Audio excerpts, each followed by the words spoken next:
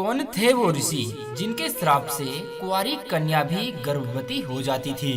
दोस्तों, आज की इस कहानी में हम जानेंगे कि उन ऋषि ने कन्याओं को गर्भवती होने का श्राप क्यों दिया था और कौन थी वो कन्या जो उनके श्राप से गर्भवती हो गई थी। जी हाँ दोस्तों, आज की ये कहानी हमारी आपको वाल्मीकि रामायण के उत्तरकांड में मिल जाएगी, जिसमें भगवान श्री राम स्वयं ही महर्षि अगस्त्य से पूछते हुए कहते हैं, सतयुग की बात है, प्रजापति ब्रह्मा के एक पुलुस्त नाम के पुत्र हुए, जो कि वो ब्रह्म ऋषि थे। एक बार मेरु के पास रहने वाले राज ऋषि त्रिगबिंदु के पास आश्रम में गए, जहाँ ऋषि त्रिगबिंदु अपने शिष्यों तथा अपने परिवार के साथ रहा करते थे और वहाँ पर रहकर वो अपने सारे शिष्यों के लिए वेदों का अध्ययन कराते थे। वहीं पर रहकर ऋषि पुलिस्त ने वेदों का अध्ययन व तपस्या करने लगे। एक दिन वहाँ पर शिष्यों की संख्या अधिक होने के कारण उन्होंने ऋषि त्रिगबिंदु से कहा कि हे ऋषिवर, मैं आपके आश्रम में रहकर ठीक से वेदों का अध्ययन और तपस्या नहीं कर पा रहा हूँ, इसलिए मैं आपके आश्रम के बराबर में ही एक तपोवन है, उसमें जाकर तपस्या करता हूँ। और वे तपोवन में जाकर तपस्या करने लगे। लेकिन दोस्तों, ऋषियों, नागों और राज ऋषियों की कन्याएं तथा अप्सराएं नृत्य करती हुई उनके आश्रम की ओर आने जाने लगी, जिससे ऋषि पुलिस्त की तपस्या में विघ्न उत्पन्न होने लगा।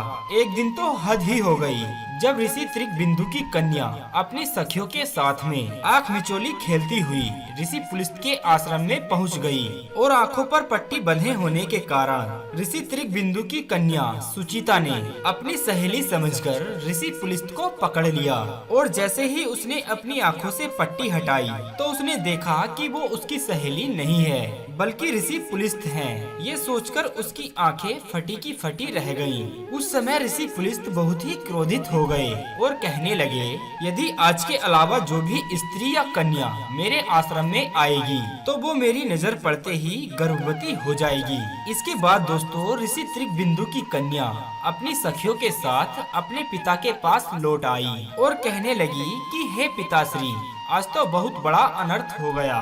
तभी ऋषि त्रिगबिंदु कहने लगे कि हे पुत्री, क्या हुआ, आप मुझे साफ साफ बताओ। तभी उनकी पुत्री कहती है कि हे पिताश्री, आज हम अपनी सखियों के साथ में आंख मिचोली खेल रहे थे और आंख मिचोली खेलते खेलते हम ऋषि पुलिस्त के आश्रम में पहुंच गए, जिसके कारण उनके तप में बाधा उत्पन्न हो गई। इससे क्रोधित होकर ऋषि पुलिस्त ने वहां आने जाने वाली स्त्रियों और कन्याओं को नजर पड़ते ही गर्भवती होने का श्राप दे दिया। तभी ऋषि त्रिगबिंदु अपनी पुत्री को समझाते हुए कहते हैं कि कोई बात नहीं पुत्री, यदि ऋषि पुलिस्त ने यह श्राप दिया है तो तुम उनके आश्रम में जाना ही मत। लेकिन दोस्तों, होनी को तो कुछ और ही मंजूर था, विधाता की भी कुछ और ही मर्जी थी। एक दिन ऋषि त्रिगबिंदु की पुत्री सुचिता सरोवर में जल भरने के लिए जाती है। तभी एक बड़े बड़े सींगों वाली गाय उसको मारने के लिए दौड़ती है और वही ऋषि त्रिगबिंदु की कन्या सुचिता अपने प्राणों की रक्षा करते हुए वहाँ से भागने लगी। तभी भागते भागते सुचिता ऋषि पुलिस्त के आश्रम में पहुँच जाती है और एक पत्थर से पैर टकराने के बाद वो उनके समक्ष जाकर गिर जाती है। तभी उसके हाथ में जो घड़ा था वो फूट जाता है और उस घड़े की आवाज से ऋषि पुलिस्त की आंखें खुल जाती हैं और उनकी तपस्या भंग हो जाती है।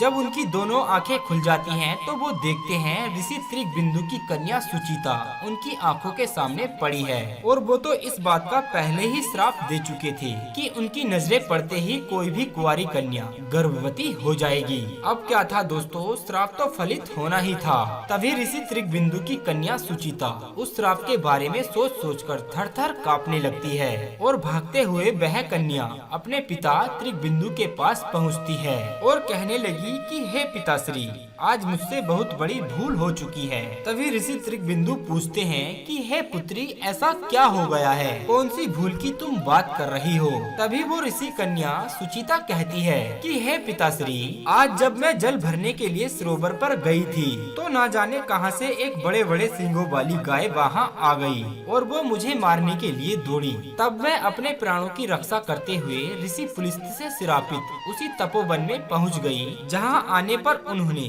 स्त्रियों को गर्भवती होने का श्राप दिया था। इस कारण से मैं बहुत बड़ी चिंतित हूँ। अब आप ही मुझे बताइए कि मैं क्या करूँ। दोस्तों, तभी ऋषि त्रिगबिंदु अपनी कन्या को लेकर ऋषि पुलिस के पास जाते हैं और उनसे हाथ जोड़ करके विनती करते हैं कि हे महर्षि, मेरी पुत्री भूलवश आपके आश्रम में आ गई है। ये अपराध उसने जानबूझकर नहीं किया है। वो अपने प्राणों की रक्षा करते करते ये भी भूल गई कि वो कहाँ जा रही है और उस गाय से बचते बचाते आपके द्वारा श्रापित तपोवन में आ गई, जिसके कारण मेरी पुत्री गर्भवती हो गई है। अब आप ही बताइए ऋषिवर, यदि एक कुंवारी कन्या गर्भवती हो जाती है तो उसको ये समाज कितनी नीच दृष्टि से देखता है। वो इस संसार में कैसे जीवित रह पाएगी। अर्थात अब आप ही बताइए, एक कुंवारी कन्या गर्भवती होकर के इस संसार को कैसे अपना मुख दिखाएगी। इसलिए है ऋषिवर, आपके श्राप के द्वारा मेरी पुत्री गर्भवती हुई है। ये श्राप भी आपका ही दिया हुआ है और आपके ही इस श्राप के कारण मेरी पुत्री गर्भवती हुई है। तो अब आप मेरी इस पुत्री को पत्नी के रूप में स्वीकार कर ले, तभी मेरी पुत्री के माथे से ये कलंक का टीका हट सकता है, अन्यथा ये तो जीते जी मर जाएगी। इसलिए है ऋषिवर, आप मेरी इस पुत्री को स्वयं प्राप्त हुई भिक्षा के रूप में प्राप्त कीजिए। ऋषि त्रिगबिंदु के इस प्रकार आग्रह करने पर मेरी ये पुत्री आपकी सदैव ही सेवा करेगी और आपका वंश आगे बढ़ाने में सहायक सिद्ध होगी। दोस्तों, ऋषि त्रिगबिंदु की इस प्रकार बातें सुनने के बाद ऋषि पुलिस्त ने उनकी पुत्री को अपनी पत्नी के रूप में स्वीकार कर लिया और वो ऋषि कन्या प्रतिदिन अपने पति की सेवा करते हुए वहीं उस आश्रम में रहने लगी। उसके शील और सदाचार से संतुष्ट होकर पुलिस्त जी ने एक बार उनसे कहा कि हे प्रिय, तुम्हारे इस गर्भ से मेरे ही समान पुत्र उत्पन्न होगा। मैं यहाँ पर रहकर वेदों का अध्ययन व तपस्या कर रहा था। उसी समय तुमने यहाँ आकर के मेरी तपस्या को भंग किया था, इसीलिए तुम्हारा पुत्र विसर्वा या सर्वा के नाम से जाना जाएगा।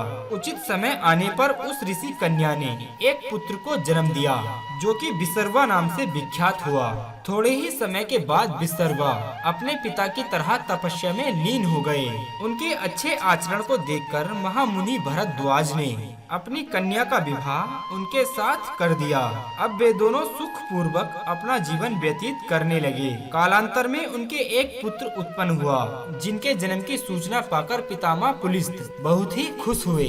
देव ऋषियों से मिलकर उनका नामकरण किया गया। विसर्वा का ये पुत्र श्रवण नाम से विख्यात हुआ। इस बालक में संसार का कल्याण करने की शक्ति है, इसीलिए ये आगे चलकर देवताओं का धना अध्यक्ष होगा। आश्रम में रहने के कारण कुंवर श्रवण के मन में धर्म का आचरण करने का विचार उत्पन्न हुआ। अब वन में जाकर वो कठोर तपस्या करने लगे। उनकी तपस्या से प्रसन्न होकर ब्रह्मा जी, इंद्र आदि देवताओं ने उनके आश्रम में आकर उनसे कहने लगे कि हे वत्स, हम तुम्हारी तपस्या से बहुत ही प्रसन्न हैं। तुम हमसे जो चाहो वो वर मांग सकते हो। ये बात सुनने के बाद श्रवण ने कहा कि हे भगवान, मेरा विचार लोक की रक्षा करने का है, अतः मैं लोकपाल होना चाहता हूँ। श्रवण की ये बात सुनकर के ब्रह्मा जी को और भी अच्छा लगा। तभी उन्होंने प्रसन्नता पूर्वक कहा कि हे वत्स, यम, इंद्र और कुबेर के बाद मैं समय से चौथे लोकपाल की सृष्टि करना चाह रहा था। अब से तुम उनके साथ चौथे लोकपाल कहलाओगे। सूर्य के समान तेजस्वी इस पुष्पक विमान को ग्रहण करो और देवताओं के समान बन जाओ। ये सब कहकर ब्रह्मा जी देवताओं के साथ अपने लोक को वापस चले गए। ऐसे थे दोस्तों हमारे प्राचीन ऋषि मुनि, जिनकी वाणी में सत्यता होती थी। यदि वे किसी बात को अपनी वाणी से कह देते थे तो उसको टालना देवताओं के भी बस की बात नहीं थी।